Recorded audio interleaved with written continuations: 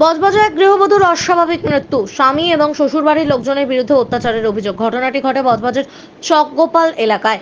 গতকাল সন্ধে খবর পেয়ে পুলিশ দেহ উদ্ধার করে হাসপাতালে নিয়ে গেলে চিকিৎসকরা মৃত বলে ঘোষণা করে।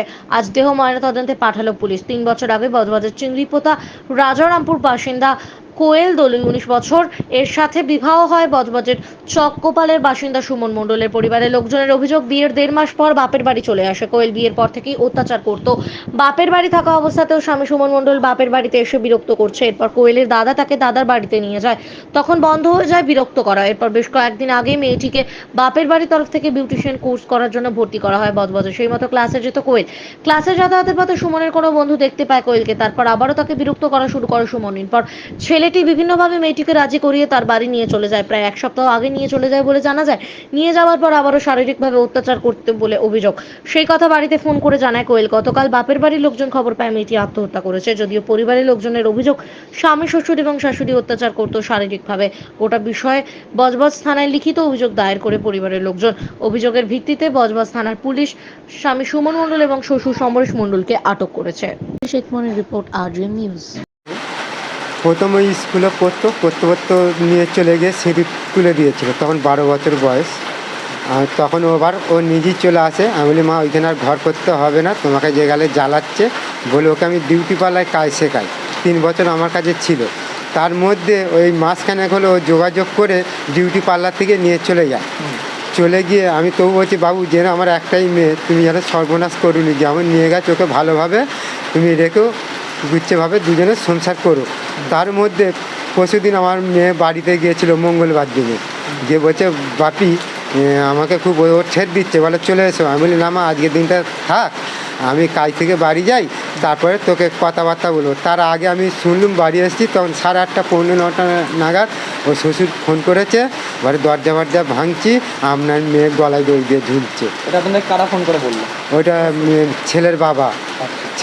আমার তাহলে 8টার সময় যে গেলে ফোন করলি, তার আগে মেয়ে যে গেলে আমার 1টা 1:30টায় নিশ্চয়ই খেয়ে শুয়েছে, 8টা পর্যন্ত ঘুমোয় না, তাহলে তোদের নিশ্চয়ই প্ল্যান ছিল করে এই করে আমার মেয়েটাকে মেরেছে, জানেন। আপনারা কি সন্ধ্যাবেলা খবর পেয়েছেন? আমরা সন্ধ্যাবেলা খবর পেয়েছি পৌনে 9টার সময়, তার আগে খবর দেয়নি।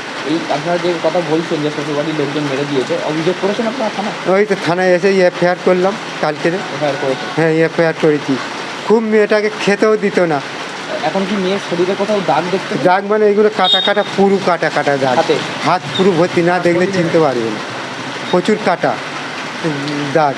আমি বলি, বাবু তুমি এরকম করে আমার একটা মেয়ে তুমি এরকম করে নিয়ে এলে আর এরকম নষ্ট করে দিলে মেয়েটাকে।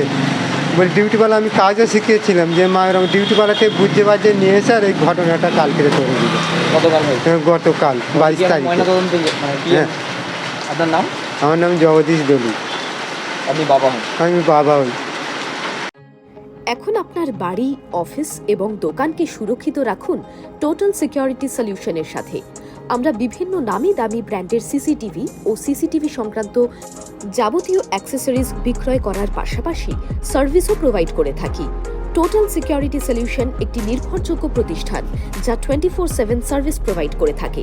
তাছাড়া এই প্রতিষ্ঠান দীর্ঘদিন ধরে যত্ন সহকারে দোকান, বাড়ি, কারখানা, স্কুল, নার্সিংহোম, হোটেল, রেস্টুরেন্ট, শোরুমগুলিতে পরিষেবা দিয়ে চলেছে।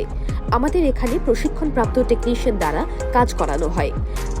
আমাদের ঠিকানা গার্ডেন রিচ, মেটিয়া ব্রুজ, কলকাতা 700024।